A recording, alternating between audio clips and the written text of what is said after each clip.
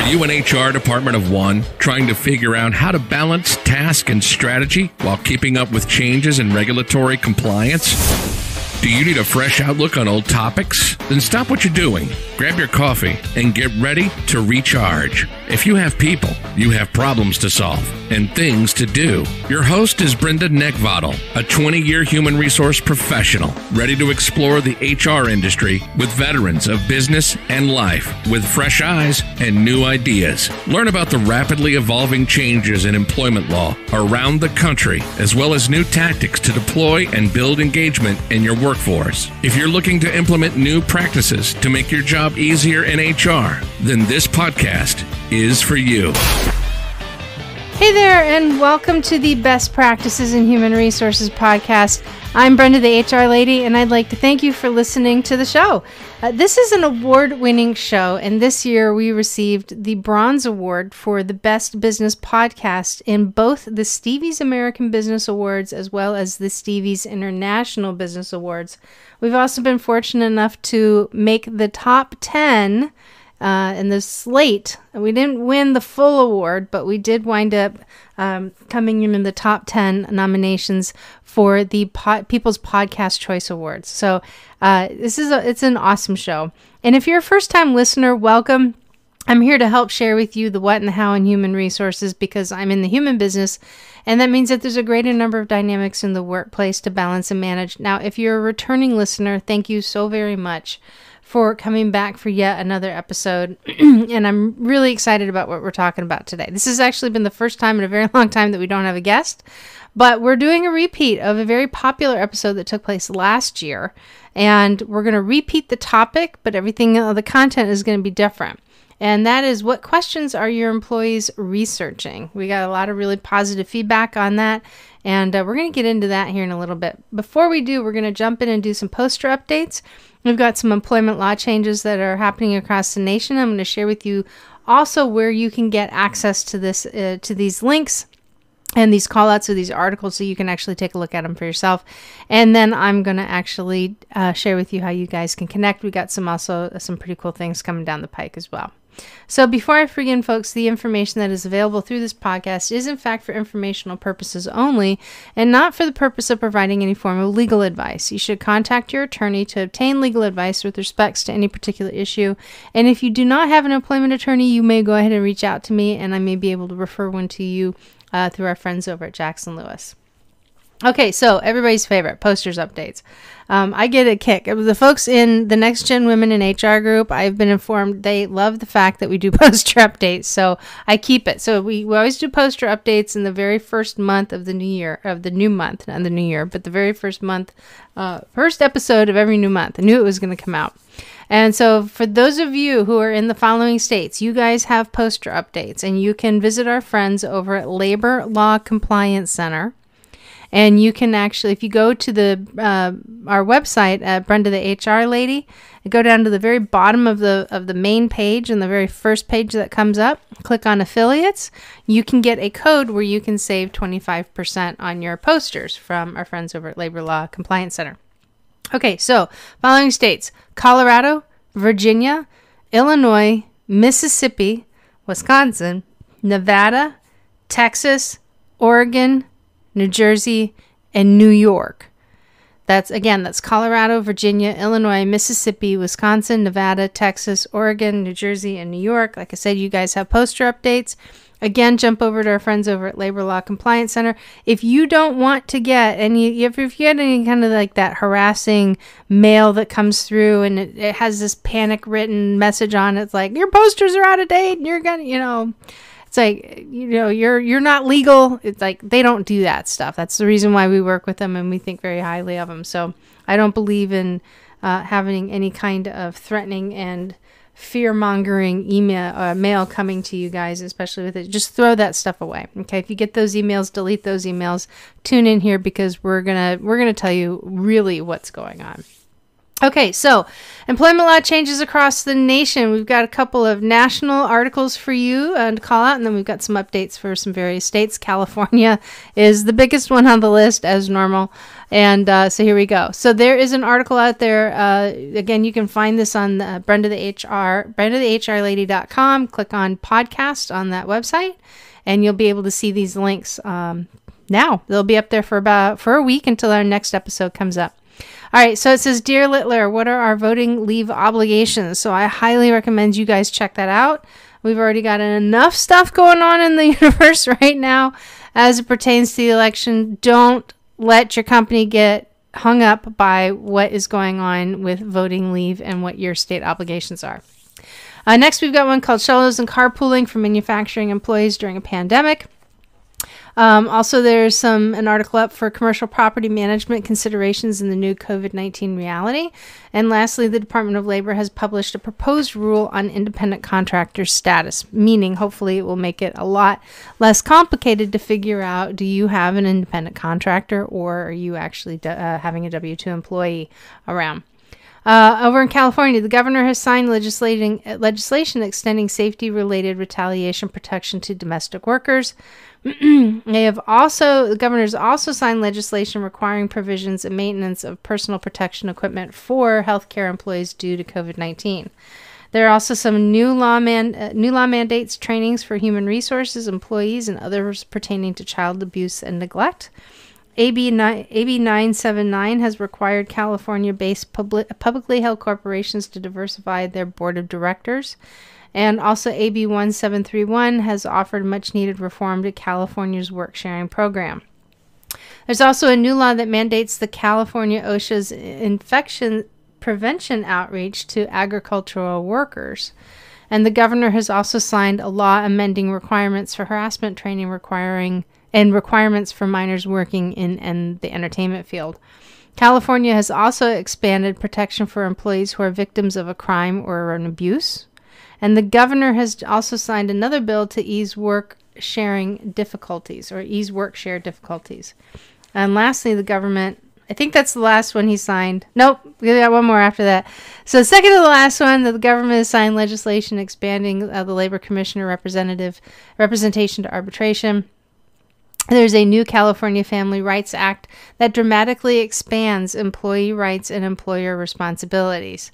Also, kin care law which was recently amended to permit employees to designate sick days as kin care or personal sick leave. And lastly, this was the last one, that the governor has signed legislation regarding sexual harassment training requirements for minors in the entertainment industry, which I called out a little while ago, so we got a double dip on that one, but that's okay.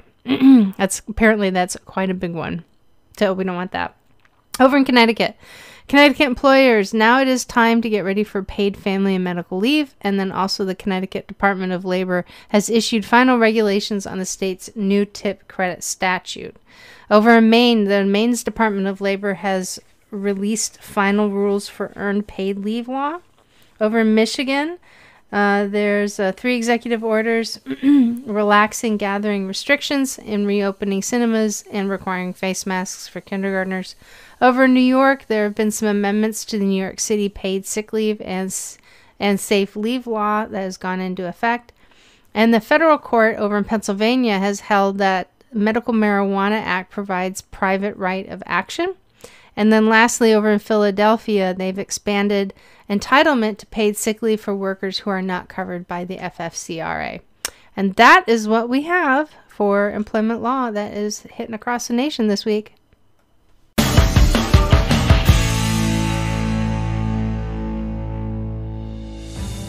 There are approximately 2,500 members of the U.S. Special Operations Community who transition out of active duty military service every single year. The Honor Foundation has dedicated its mission to serving these elite individuals on their journey to prepare for life once they take off the uniform. In the past few years, we've begun our own journey to reach this number, launching 3 physical campuses in San Diego, California, Virginia Beach, Virginia, and near Wilmington, North Carolina, along with a virtual campus to reach members of the community anywhere on the planet. I spent 26 years in the Special Operations community as a SEAL.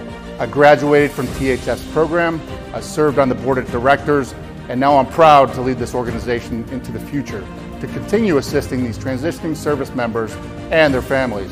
Our dedicated team, our world-class program, and our incredible tribes of supporters are standing by to help THF alumni and future fellows, and are committed to providing the best possible support system and resources to better serve this community.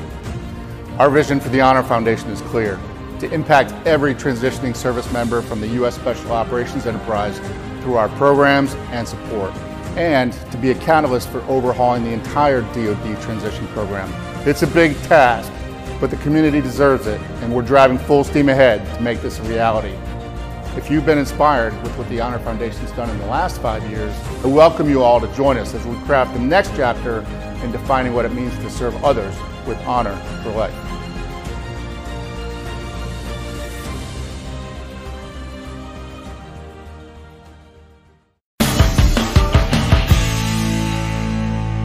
Okay, so today's episode, like I mentioned before, is kind of a flashback. We did this before last year and got a lot of really great feedback on it. Didn't want to repeat it too quickly, so decided to hold off on it, and actually wanted to do it at the beginning of the year, and then COVID hit, so here we are. Just kind of all the programming that I wanted to do at the beginning of the year kind of got pushed to the back because of everything that was going on with COVID, and you know, it's just nice to take a break and think about other things other than COVID. So these questions I have found, they're open source questions. There's no names attached to them. Some of them have been actually, posted anonymously on Q&A boards, and they stem from the employee point of view. And the reason why I put this information out from the employee standpoint is so that you guys, as the employers, really understand what goes through minds of employees. Now, they may not necessarily all go through the minds of your employees, but this is the kind of stuff that employees are constantly looking for answers on. And these are questions that are not out of the ordinary. I've seen them before. I've heard them before. And so this just kind of gives you the mindset of the employee. And usually, as I have found in my own professional experience, that there's some level of attachment to these. They've done these things. They're asking because they've got, a little skeleton in the closet or something like that. It's not uncommon. And so, I'm gonna go ahead and give you guys what my impression is of these, what comes to my mind, and how I would approach the situation. Sound good? All right. So here's the first one. So what are the methods managers use to make somebody quit so they don't have to fire them? Okay. So there is something called constructive discharge, which companies have to be very, very careful about, and that is if you or a manager, you in general, right? I'm using my air quotes here, are making the environment unbearable so that the employee resigns on their own. That is constructive discharge. It is unlawful. So you want to be very careful about that. But there are some things that you can do, that employers do within the margins, that make the position less appealing, especially if they're trying to get an undesirable employee out the door, somebody who has a lot of risk. And this actually could be one way that some employers can just make things happen. One of the best methods that any company can do if they're really wanting to see somebody go is hold them to the standards, but you have to hold everybody the same standard, right? A lot of the times employees become disconnected and disengaged because they are not being held to the same standards. There's no structure, there's no guidance, right? And they've just, to them it's just punching a time clock, and they have no commitment. And, you're going to find a lot of that in frontline. But if you've had a loose environment and you're not really quite sure how to make an exit with somebody, you know what? Holding people accountable for their work, especially when they don't want to be held accountable for it, is one of the best ways. It's one of the safest ways you could possibly use to have somebody influence them to make an exit. But you know what? At the same time, you're holding people to standards, and there's nothing wrong with that kind of talent rotating out. Some methods that managers do use is, and this is one that you really have to play your card very, very, very carefully. And that is just asking the employee, are you happy here? And do we need to have a conversation about you not coming back in because you are so miserable here? That you have to really know when to play that hand. Other methods that managers can use to exit somebody, either voluntarily or involuntary, is performance management and combination of using the annual reviews, which I am an advocate. The annual reviews do work. It's just employers don't put as much stock, or they don't train, or they don't fully utilize annual performance reviews, or just performance reviews. So all those combinations of things can certainly work. All right, next question. Do employers read through your emails after you leave? My impression of this is only if there's a reason to do so. There's a lot of people coming in and out of the company, and unless there's a reason for people to go in and look at somebody's past emails, they're not going to sit and make a case study out of your email account. But emails, there's been a number of times where I've replaced an HR person, or we've been working with, on a project with somebody that was attached to this, and we had to go in and find those emails that, we had to get the job done. So we had to go back and actually look at the history. I have done investigations to where we were suspecting an employee of behaving in an unruly manner. And so I had to go back and evaluate emails as part of the investigation. That does happen. So, but it's not, you have to have a real reason to go back in, because we've got everybody at work is working. So there's a lot to get done. It's not something that on average people would go in just for the sake of looking. Typically there's a reason for it. All right, next question. How unethical is it to complain about a coworker's job performance? Well, in my opinion, I don't think it's unethical to voice your concern about a coworker's job performance, particularly if it's directly impacting your ability to get something done. However, I think it is a waste of time to constantly complain about a coworker's job performance if it doesn't impact what it is that you do. And so, let's just face it, we got some people out there that they're born to complain. But then, you also have people that are genuine in their feedback. So there's nothing unethical, holy cow, I made a new word, unethical about providing feedback. There's nothing wrong with that. Feedback is a gift. But if it's just this constant complaint, trying to cast doubt or shadow on somebody else, if you're doing that on a regular basis and for the sake of doing it, then basically I think people are going to take a look at your performance as well.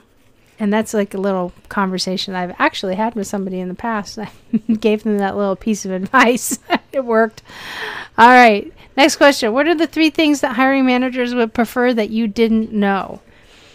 Well, that's a good question. And my impression when I read a question like this is that there's one genuine curiosity involved with the person who's writing it. But this person's probably run into something to where they've picked up that the hiring manager is like hiding something, and it's probably a gut instinct. But this could also be somebody looking to pin their own manager on what are they not telling the employee. So what are the 3 things that hiring managers would prefer that you didn't know? Well, if it's a bad environment, they're probably not going to talk about that.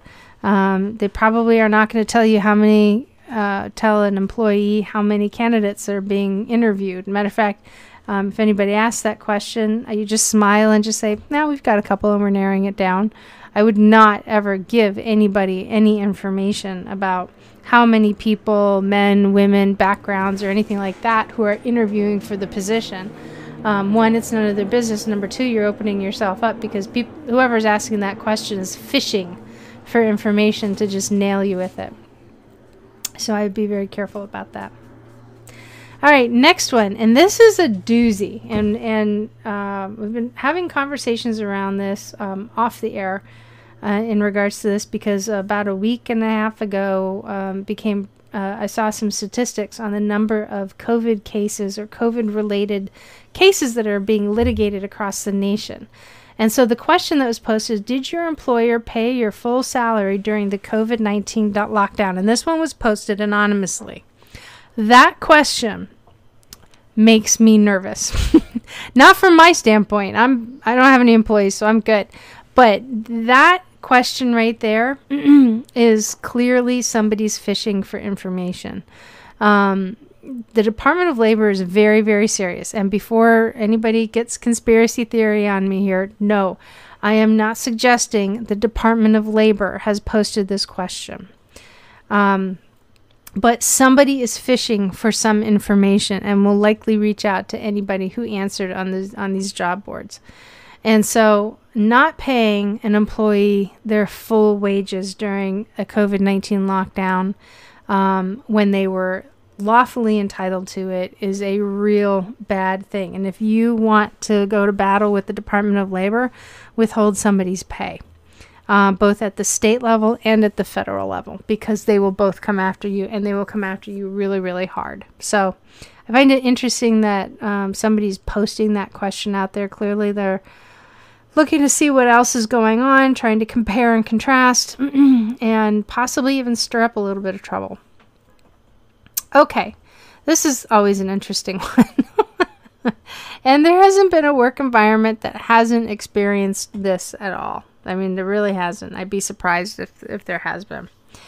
And the question was more of a statement, and then it was a question. So I think 2 of my coworkers are sleeping together, and that's against company policy. Should I report them to HR? That's what some people are looking for. So, how well do you guys have a pulse on what's going on in your close personal relationships with the company that you work for, especially if it's a company policy? It could be a situation where it's a supervisor subordinate. It could be a situation where 2 people are together and they both can have some form of influence over their position or their pay. And, that's, to me, this is the kind of question of somebody who's seen something, and clearly there's a conflict of interest involved somewhere. And that person's just kind of dipping their toe in the water and trying to get, kind of like a general idea. Should I or shouldn't I? And, it's vague enough, but it certainly can stir up quite the imagination. Okay. All right. So this is a good one too. I actually like this one. We can really talk about this one. This question came back as, my manager says she's not able to keep my position anymore, but asks me for a resignation letter. Am I fired or did I quit?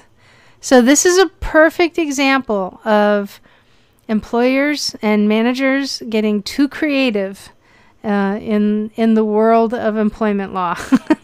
So there's in the Navy, there's a term for people that like to spout how much they know about the law but really don't know about it, or JAG, the articles of law within the Navy, and they're called sea lawyers. And in this situation, if a manager has made the statement that that person is not able to keep the position anymore, and therefore asks the employee for a resignation letter, I think this employee, if they're asking this question, actually kind of they have a position that they can stand with this company, because that's conflicting.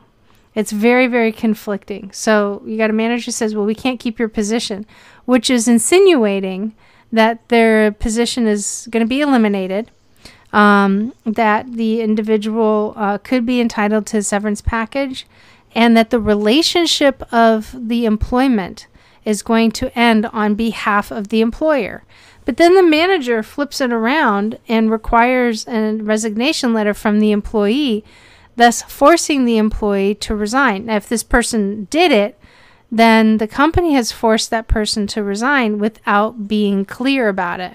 Now, we've all seen the really cool movies to where, a high-level executive comes in, and in lieu of firing them, the company says, we will go ahead and accept your immediate resignation. And that's in the movies, that's a saving face move. And that doesn't necessarily work in the real world. In the real world, that kind of move can actually potentially violate an employee's rights. And depending upon the state, those things are kind of specific. But nonetheless, this is an example of a manager who has either gotten bad guidance and direction, or number two, is acting on their own and really doing this wrong. So if the company is going to be letting an employee go, let the employee go. If the company is requiring somebody to resign before they let go, be very clear about that. And then if the employee is just flat out resigning, then that's what it is, right? So, interesting question. Okay. Yesterday, the directors of my company, all millennials, followed me following an incident with a client in which I may have said that if they didn't like our country's laws, they could leave us. Was I wrongfully terminated, and how do I fight this?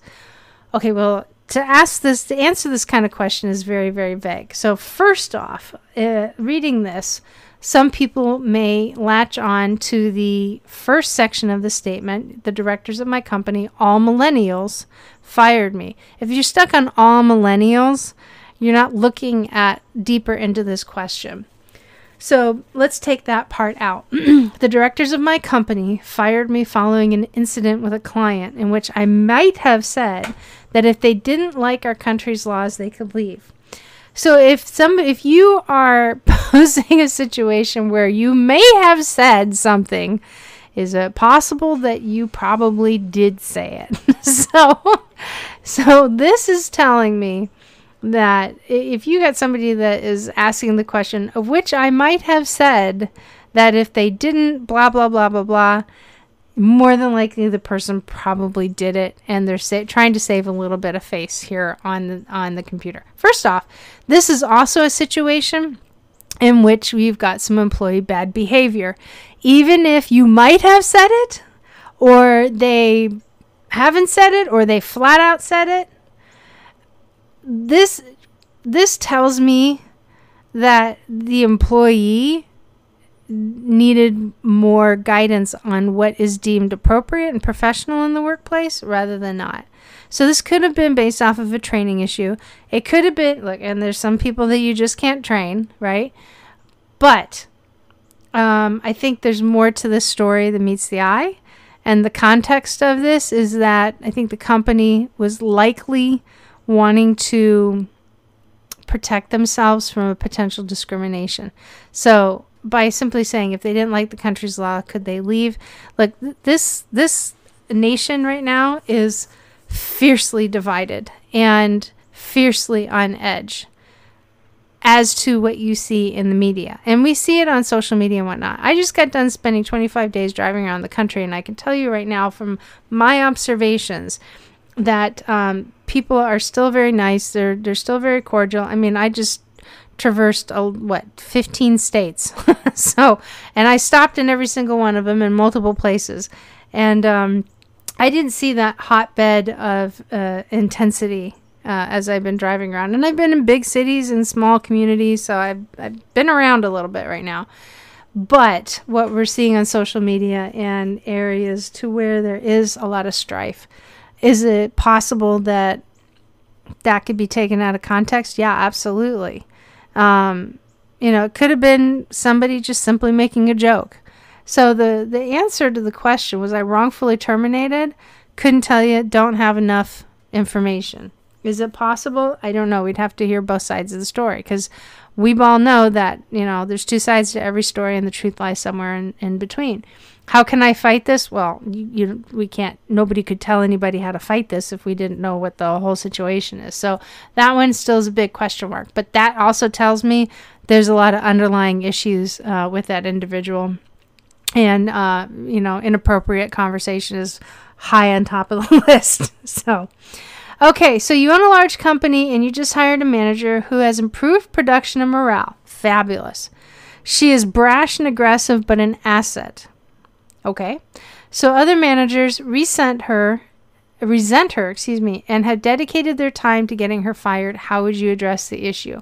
Well, first and foremost, if you have other managers who are dedicating their time to getting her fired, you need to do a little course correction with those other managers.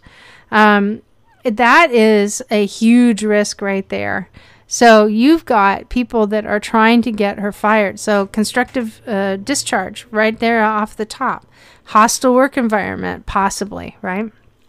If she's brash and aggressive, but yet she's improving production and morale, that kind of tells me that this company needed a real kick in the backside. And this is the response of how, this is the reaction to other managers and how she's working with them. Doesn't seem like this woman is here to make friends. She's here to get the job done and help the company take the next step and be successful. Sometimes you need to have brash and aggressive in place. You just do. Now, there's brash and aggressive probably more assertive is a better word, because I don't understand how aggressive is being applied, but clearly that person's an asset. When you've got somebody who's being brash and being a jerk, like a flat out jerk, not aggressive, but being, just nasty, downplaying individuals, right? You're going to know if that person's going to be a jerk because morale is not going to go up. Morale is going to drop. So to me, this sounds like what needs to happen is that the apex leaders of the company, the high op leaders, need to sit down with the managers and say, listen, I am not here to help you guys manage your relationships. We've seen an improvement in production and morale, and this is largely in part to the talent and the things that this person is putting into place. You guys have to figure out how to work together. And I think you need to do some team building. And this is not an easy turnaround. This is going to take a long time to fix. But I think the more that people understand each other, whether they get along or not, but at some point in time becomes a step where people will actually at least respect the other person's position, meaning that they understand where they're coming from, why they're doing what they do. They don't necessarily agree with it, but you know what? They find that consensus to where they can actually work with it. And I think that really should be the focus in a scenario like this. Okay, here's another one. This one plucks my HR nerve.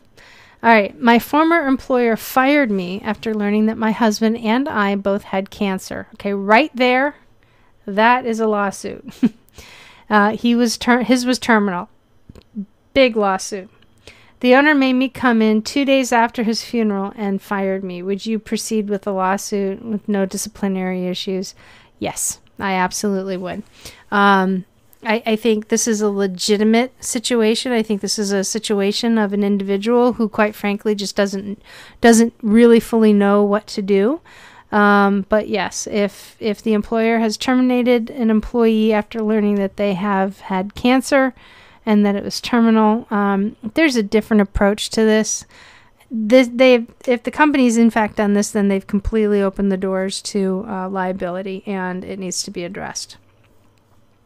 All right, next one. Can I sue my place of work for inputting my social security number incorrectly? Ooh, that's a good one. After contacting HR, corporate, and my own boss, no action has been taken. Okay, so I honestly don't know if somebody can sue an employer for accidentally inputting the social security number incorrectly. However, there is a significant problem, which this may very well become a civil situation, and that is those taxes are going to be reported incorrectly. So more than likely, that is going to fall under a civil tort. And that simply means that there could be an opening for damages. That's basically what a tort is where an individual's civil liabilities or civil rights have been violated. I don't know if misclassification or misconstruing somebody's social security number is in fact a violation of civil rights. It certainly is a problem with accurate reporting. So that's a good question. However, if this person has contacted HR, has contacted corporate, their own boss, and no action has been taken, then, it may just require a labor attorney. Now, there's a difference between a labor attorney and an employment attorney. Employment attorney works with companies. A labor attorney works with employees. So a labor attorney actually, if I were in this company and received a letter from a labor attorney saying you have X number of days to comply with this, I would get my attention. So, but that's, again, another reason why you want to have checks and balances throughout the year. You want to do audits, especially at the year end. You want to make sure that, you're putting that information out there. We are also, because if you don't, you're going to be reporting incorrect tax information to the wrong Social Security number, and that is an absolute disaster to take care of. So, okay. This was an interesting one. When HR terminated my colleague's employment, they told him it was illegal to tell a potential employer that his leaving was a mutual decision, air quotes, and they told him that it was not a mutual and that he cannot say it was. Would he be breaking the law if he did? Well, no, actually he wouldn't be at all. Matter of fact, the employer is the one that could potentially be breaking the law under National Labor Relations Act. And the reason why is that even though HR terminated the employment, there's nothing that prohibits an employee from talking about their workplace condition, especially after they've left the organization as well. So is it illegal to tell a potential employer that his leaving was a mutual decision? No, it's not illegal. It isn't right. It's probably not in line with the circumstances.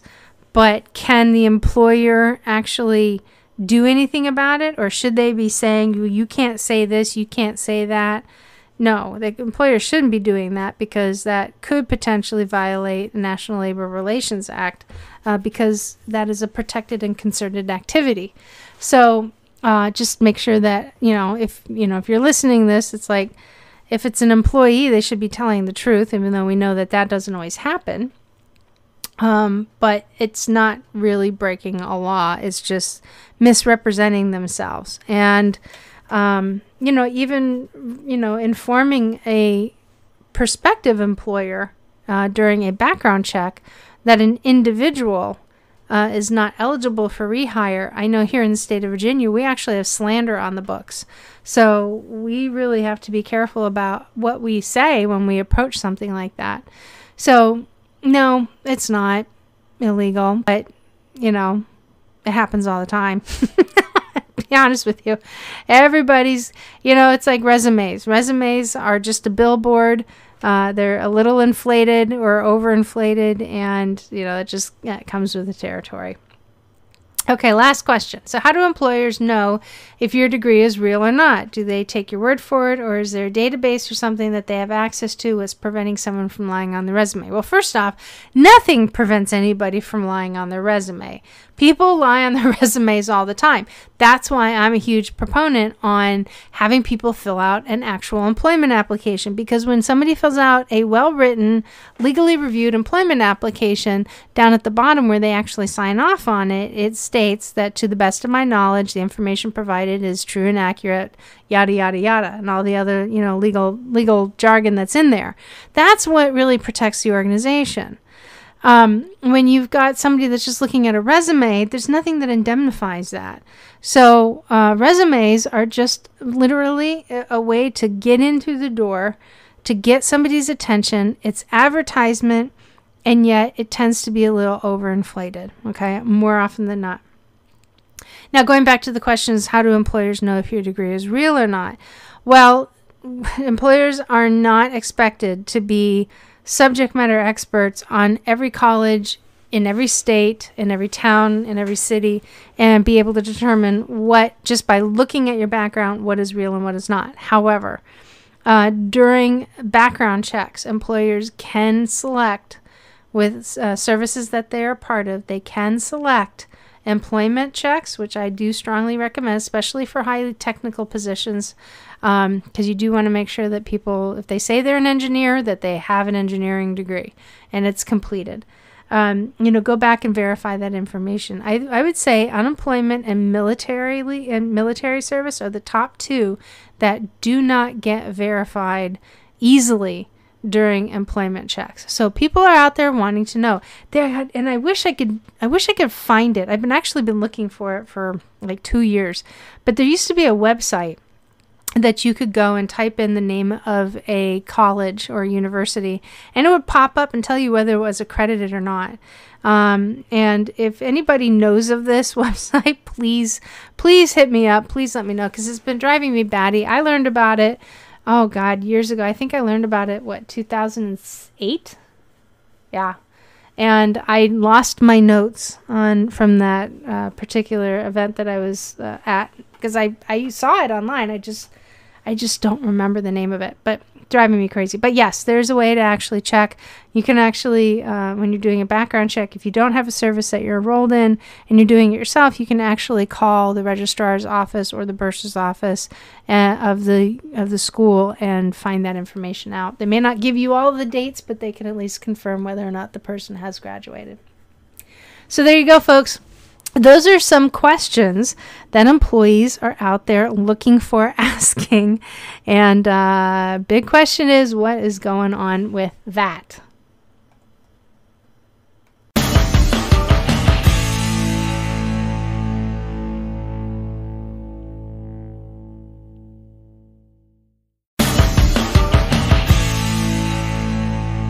A while ago, I added a health segment to the show because it has come to me that in this COVID environment, people working remotely, I mean, first off, HR people, we already operate in a very sedentary environment to begin with. And you know what? In the years that I've been doing it, I get excited about stuff, but it impacts my sleep. And excited, both positive and frustrated, but it always impacts my sleep. I'm so committed to doing really good work that I tend to not pay attention to what's going on with me. And so I went on a personal health kick, and I actually wound up losing 25 pounds.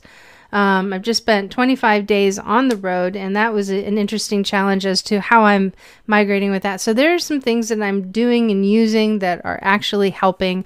And you know what? That's the spirit of this whole podcast, is to provide more information, to give you guys the opportunity to adopt things that work in what it is that you do in the field of HR. And, I've got a couple products that I use, Naked Warrior recovery products, absolutely awesome. We had Will on the show, a retired Navy SEAL who's actually developed this product line, awesome guy.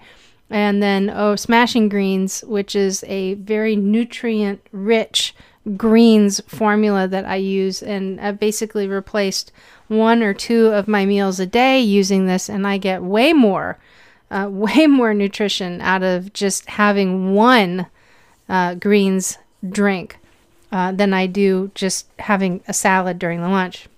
And it has made huge improvement. I'm knocking on the door of 50.